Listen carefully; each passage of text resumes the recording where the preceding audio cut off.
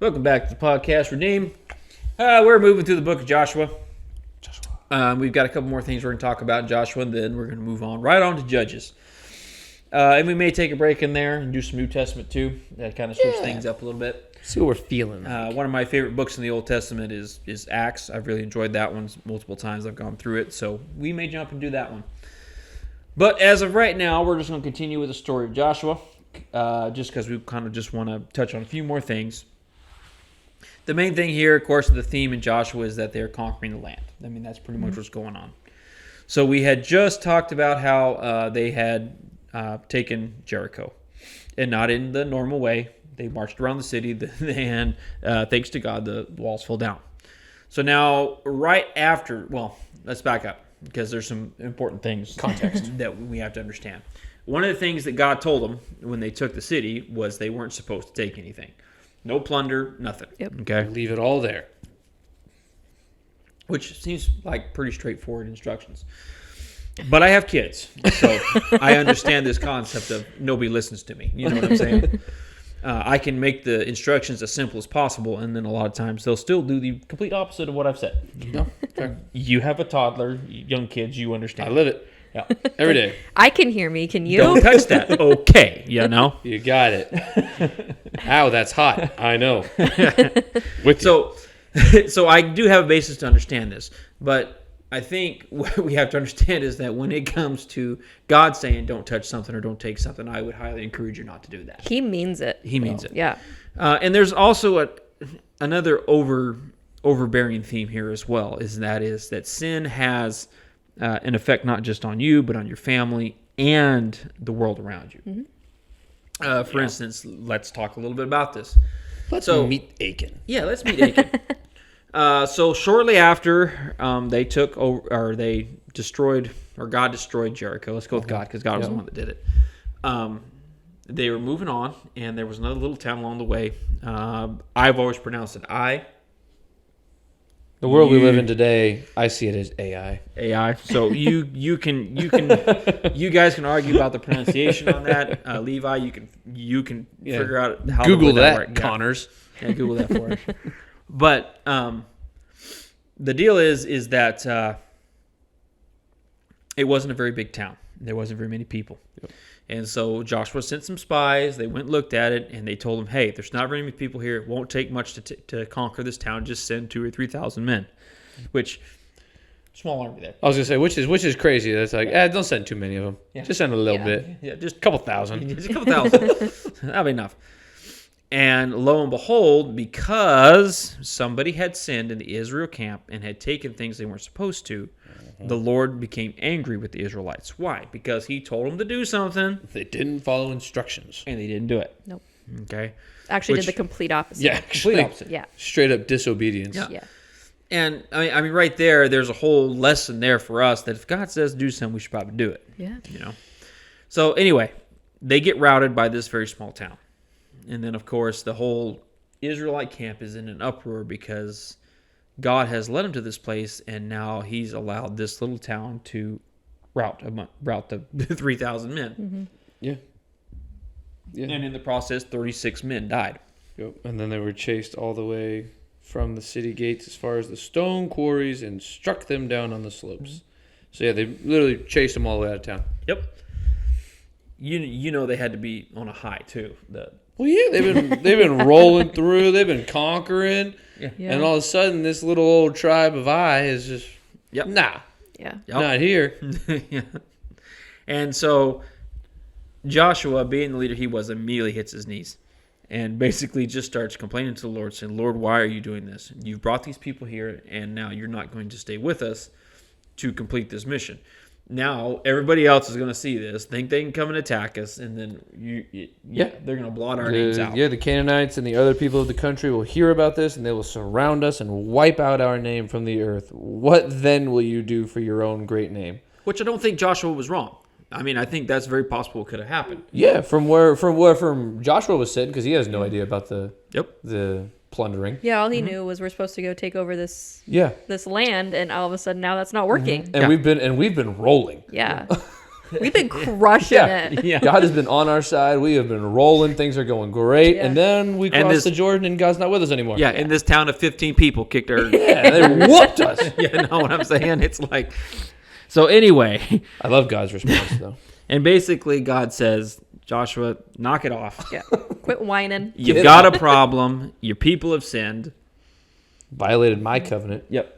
And so now you have to go deal with this.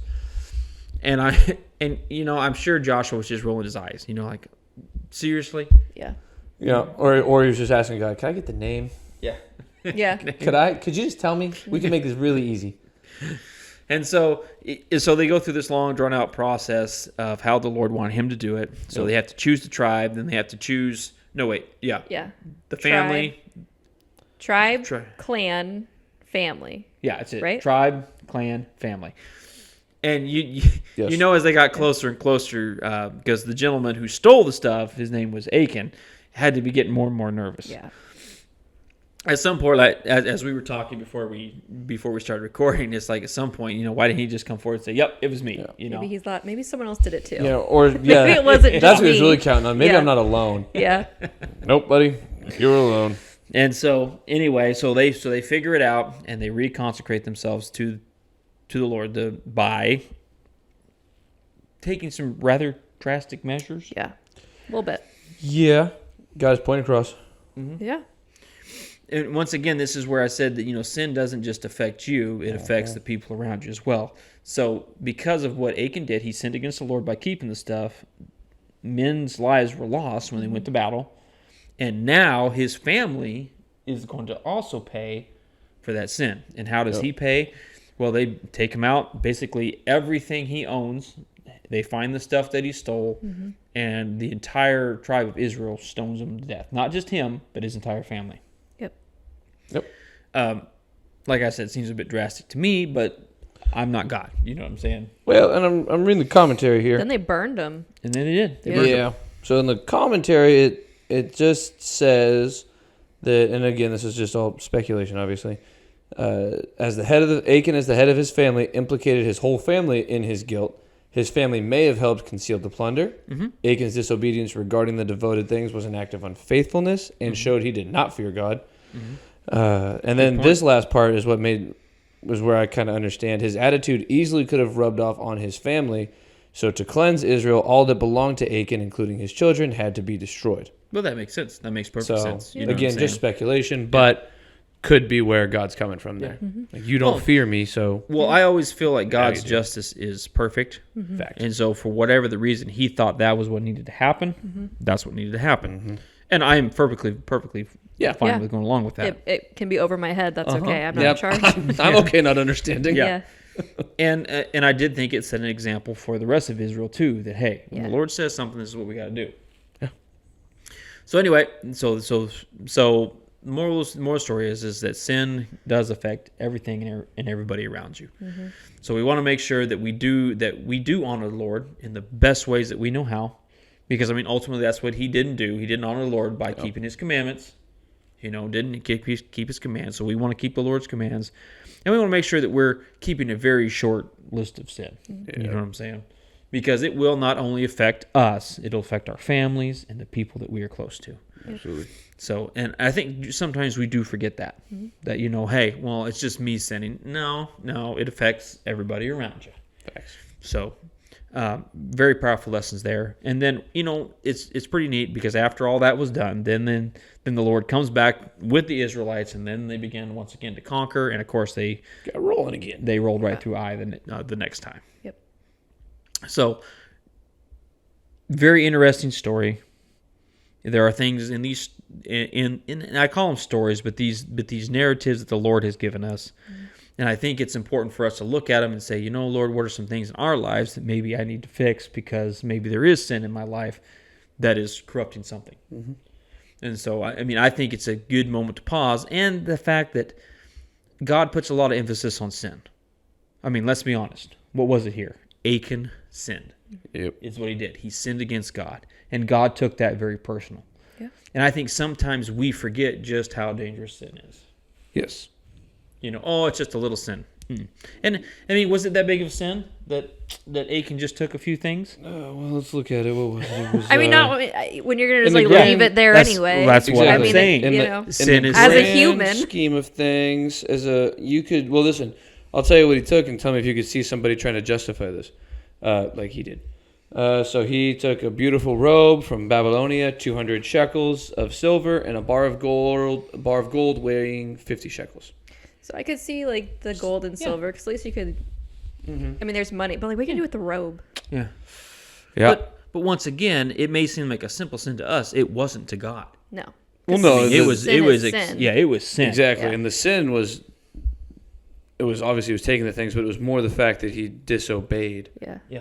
It's Absolutely. directly what God said. And didn't have that fear of Yeah. the Lord. But isn't that pretty much what sin is? It's Yeah. disobeying what Exactly. the Lord tells us. Yep. So then, why is this sin any great? You know what I'm yeah. saying? No, it's sin is sin to God. Yeah. So and it does give you a reference for just how serious He sees it. Yeah. You know what I'm saying? Yeah. So, like I said, we need to be on our knees asking the Lord forgiveness all the time. You know, and doing our best to try to stay out of those places that would cause us to sin. Like I said, very, very powerful lesson there. I've always enjoyed that little narrative there. Always a reminder to me that I got to be careful. Yeah. That sin is extremely dangerous, not just to me, but to my family. To everyone.